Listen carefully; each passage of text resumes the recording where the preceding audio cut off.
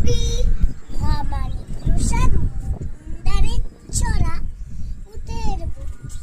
কলকাতা কাল গিয়েছিলাম জরুরি এক কাজে। তার চিরে ট্রেন আটকে গেল হঠাৎ পথের মাঝে। রাত 12টা, কাল না নেমে রওনা দিলাম একা।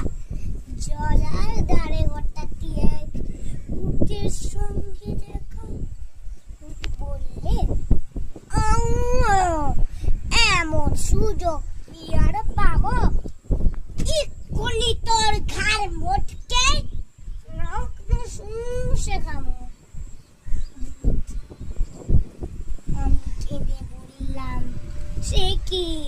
আমি থুরথুরে এক বুড়ো, আমার দেহের রক্ত শীতল, ঠান্ডা বরফ পুরো। তার যে ভাই পাকলে কোনো জওয়ান ছেলে মেয়ে, দারুণ মজা পাবে ওদের গরম রক্ত খেয়ে।